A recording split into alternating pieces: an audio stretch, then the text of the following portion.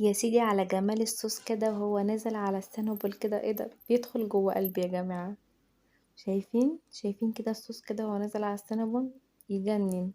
عايزة اقول لكم ان طعمه حلو جدا جدا وهتعجبكم الطريقة، وسهلة ومش مكوناتها مش كتير خالص. يلا بقى مع بعض نشوف الطريقة عاملة ازاي. السلام عليكم ورحمة الله وبركاته، ازيكم حبايبي؟ عاملين ايه؟ يا رب تكونوا بخير. النهاردة جايلكم فيديو جديد، هنعمل مع بعض السينابون بطريقة سهلة جدا. اول حاجة انا معايا هنا كوباية من اللبن وبضاية ومعلقة خميرة فورية. تمام. اهم حاجة يكون اللبن بتاعك والبيض مخرجاهم من التلاجة من قبلها حوالي ساعة، تمام، ما يكونوش ساقعين. ومعلقة هنا، بص هو بيتعمل بالزبدة بس انا ما كانش عندي زبدة فما وقفتش يعني، فعملته بسمنة وطلع حلو جدا، مفيهوش اي مشكلة خالص. حطيت معلقة كده كبيرة من السمنة، ونص يعني ربع معلقة ملح صغيرة، تمام، واربع معالق سكر. بس زي ما انتوا شايفين كده بقى، دي كلها المواد السائلة هضربها مع بعض الاول بالمضرب الكهربائي، زي ما انتوا شايفين كده لحد ما يندمجوا مع بعض شوية. وبعد كده هحط عليهم الدقيق. لو انت ما عندكيش مضرب كهربائي عادي بالمضرب اليدوي هتعمليه، تدمجيهم مع بعض كويس قوي، ما تقفيش على حاجة يعني. بس كده أنا ضربتهم كده بقى، وهاجي بقى بالدقيق هحط 3 كوبايات دقيق. انا في الاول عشان خاطر ما احطش دقيق كتير فهحط كوبايتين ونص، تمام. فبعد كده لا هحتاج كمية كوباية اللبن والبضاية دول هياخدوا 3 كوبايات دقيق. لو انت عايزة تزودي في الكمية طبعا براحتك. دي كده تاني تالت كوباية دي هحطها نصها كده. بس بعد كده هحس ان محتاج دقيق فياخد مني كوباية اللبن دي والبضاية هياخدوا مني 3 كوبايات دقيق. على فكرة السينابون اهو انا كده زودت. السينابون على فكرة بتبقى العجينة بتاعته سايلة شوية، متبقاش ماسكة نفسها قوي، فانتوا خدوا بالكم برضو من الحتة دي. وطبعا الدقيق بتاعك اللي هو مكتوب عليه متعدد الاستخدامات او دقيق المخبوزات يعني. بصوا افضلوا بقى ايه لفوا فيه كده بقى، عجنوه شوية. هو ما بياخدش على فكرة وقت ولا مجهود خالص في العجن بتاعه، هو سهل. انت مجرد بس ما بتقلبي الدقيق كويس جدا في المواد السائلة بتاعتك بيبقى كده خلاص. بصوا بقى شايفين، زي ما قلتلك اي عندك عجين طلعي همك من العيال في العجين. وبس كده انا خلاص لميت كده العجين بتاعي. هجيب بقى اي بولة كده واحط في الارضية بتاعتها كده بالفرشة بتاعتي سمنة او زبدة المتوفر عندك، تمام. وهلم احط كده على ايدي دقيق عشان احاول كده الم بقى العجين ايه اللي في الطبق كله يعني. وبس كده هحطه بقى في الطبق بتاعي. ببقى انا شغلت الفرن وقفلته يهدى شوية، وبعد كده هحط فيه العجين بتاعي ده حوالي نص ساعة. بس خلي الفرن بتاعك دافي مش سخن، تمام. اوعوا تخلوا الفرن سخن وتحطوه فيها، او حطوها بره الفرن خالص نص ساعة. العلبة بتاعتي دي فيها ميزة ان هي بغطا. نيجي هنا عقبال ما كده تختمر براحتها نعمل الحشوة بتاعتنا. معايا هنا دي جبنة كريمي، تمام، اي جبنة كريمي عندك، دي جبنة كيري، تمام، اي جبنة كريمي بس اهم حاجة تكون بدون ملح. ومعايا هنا يعني ربع كوباية لبن وكيسين فانيليا، او لو عندك فانيليا سايلة هتبقى احسن كتير يعني، حطي معلقة ومعلقتين سكر بودر، تمام. ده الصوص بتاعنا. لو انت عندك شوكولاتة بيضة خام سيحيها كده في الميكرويف او على حمام بخار وحطيها برضو بتديلها تيست عالي قوي، بس انا ما كانش عندي يعني، فمش مشكلة، مش هنوقف نفسنا على حاجة. وحطيت برضو معلقة ايه سمنة كبيرة. وبس كده برضو بالمضرب برضو الكهربائي بتاعنا كده هنقلبهم في بعض.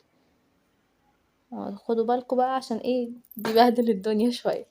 انا حسيت ان هو تقيل شوية فعايز شوية من اللبن تاني. انت يعني دي بالنظر بقى يعني، هو بيبقى الصوص كده سايل شوية، ولا تقيل قوي ولا خفيف قوي. بصوا انا بوريكم القوام بتاعه عامل ازاي. كده انا ضربت خلاص. نيجي بقى للحشوة بتاعتنا. معايا هنا 4 معالق سكر كبيرة قدهم بالظبط 4 معالق قرفة، تمام. لو انت هتزودي الكمية هتحطي مثلا 5 معالق سكر، يبقى 5 معالق قرفة. اهو 4 معالق دي الرابعة، واقلبهم مع بعض كويس قوي. دي الحشوة اللي هتبقى جوه السينابون. وبس كده بقى انا كده العجين بتاعي خمر. هجيب بقى الرخامة بتاعتي نضيفة معلهاش حاجة، هرش عليها بقى دقيق كده، ونجيب العجينة بتاعتنا بقى وبالايه اسمها ايه. اسمها يا جماعة اللي بفرد ده العجينة، انا نسيت فكروني. المهم هفرد كده العجينة، هحط عليها دقيق، تمام. اه النشابة، والله العظيم نسيت. حطوا عليها كده دقيق وإيه وافردوها، وافردوا بقى العجينة على قد ما تقدروا. خدوا بالكم إن العجينة بتلزق شوية، فأنتِ لازم تملي الرخامة دقيق وتحطي على النشابة دقيق كتير، تمام. وافردوا كده بقى على قد ما تقدروا. وطبعًا هي حاولي تخلّيها مستطيلة، يعني على قد ما تقدري طبعًا، أكيد مش هتضبطيها بالضبط. فإحنا برضه هنشيل إيه الحروف كده بتاعتها عشان تبقى مستطيل مضبوط يعني. حطي كده على السكينة شوية دقيق كده وعشان ما تلزقش معاكِ. وبس كده أنا شِلت الأطراف بتاعتها كلّها. طبعًا دي مش هنرميها يعني، هنعمل منها واحدة تانية، ما بنرميش حاجة. بُصّوا بقى هنا مفروض كنت حطيت فوق العجينة سمنة أو زبدة زي ما قُلت لِك المتوفّر عندِك قبل ما أحط القرفة والسكر، بس للأسف أنا نسيت. فعادي جدًا يعني بعد ما حطيت القرفة والسكر حطيتها، بس أنتِ يُستحسن بعد ما تفردي العجينة قبل ما تحطي القرفة والسكر لأ، حطي السمنة الأول. وعايزة أقول لكم معلومة كمان، الناس اللي ما بتحبش القرفة أوي ما تكتريش في الحشو بتاع القرفة، تمام. الناس اللي ما لهاش في القرفة أوي ما تكترش في الحشو أوي بتاع القرفة، تبقى حاجة بسيطة أوي، تمام. عشان أنا عارفة إن في ناس ما لهاش في القرفة أوي. وبس بقى كده زي ما أنتِ شايفة كده بتبلي إيدِك بالدقيق وبتجيبيه كده إيه رول كده، بتطبقيه كده عشان يطلع معاكِ رول كده. بس بتحاولي بقى تضبطيه على قد إيه ما تقدري. نيجي بقى للإيه للأطراف اللي إحنا شيلناها، طبعًا مش هنرميها برضه، على قد ما نقدر بالنشابة كده هنفردها. نحاول بقى على قد ما نقدر نعملها مستطيل يعني، عشان مش هاعرف أقطّع منها أطراف تاني، لإني مش هاعرف أعمل بيها واحدة تانية، فاهمينّي؟ مش هتكفّي إن أنا أعمل بيها واحدة تانية، فعلى قد ما نقدر كده إيه نحاول نفردها. بس هنا الحمد لله افتكرت يعني، الحمد لله يا جماعة. بس كده هافرد بقى السمنة بتاعتي كده. وبعد كده بقى هاجيب الإيه، الحشوة بتاعة السكر والقرفة وافردها. عايزة أقول لكم إن هو ما خدش مني وقت خالص، بس عملت حاجة حلوة للأولاد، والأولاد بيحبوا الحلويات يعني. وبس هاعملها برضه رول كده على قد ما أقدر. عذرًا، عذرًا أيها السادة. رول كده على قد ما أقدر. وبعد كده بقى هاقطّعه. وعلى فكرة هاسيبه يتخمّر تاني، قبل ما أحطه في الفرن هاسيبه يتخمّر تاني حوالي ربع ساعة. جبت هنا الصينية البايركس بتاعتي ودهنتها كده من السمنة، لازم تدهنوها كده من السمنة، تمام. وباقطّعها على قد ما أقدر إيه مضبوطة، يعني باجي أقطّعها من النُص وبعد كده أقطّعها إيه من النُص كمان فاهمين، أقطّع نُص ونُص، أنتم فاهمين حاجة؟ يعني زي ما أنتم شايفين كده. كده باوقّفها كده. يعني باقطّعها من النُص مثلًا وباجي النُص اللي أنا قطّعته ده أقطّعه نُصّين، والنُص اللي أنا قطّعته أقطّعه نُصّين، فاحاول كده تبقى متساوية شوية. فهمتوا أنا أقصد إيه؟ هاحطها بقى في الصينية بتاعتي. على فكرة الأولى أنا قطّعتها بس للأسف الكاميرا ما كانتش بتصوّر يعني. بُصّوا بقى أنا لقيت الصينيتين كتير عليهم بصراحة، فحطيتهم في صينية واحدة.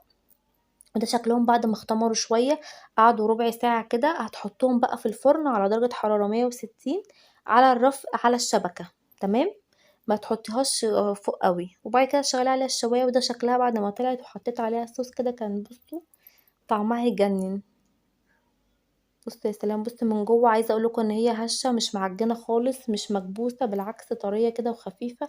والصوص بتاعها طعمه حلو أوي. وزي ما قُلت لِك لو حطيتِ شوكولاتة بيضا هيعلّي التيست بتاعه أوي. بس كده ده كان الفيديو بتاعنا النهارده، يا رب يكون عجبكم. ومتنسوش تحطوا لايك للفيديو وتشتركوا في القناة وتفعلوا زر الجرس ليوصلكوا كل جديد مني.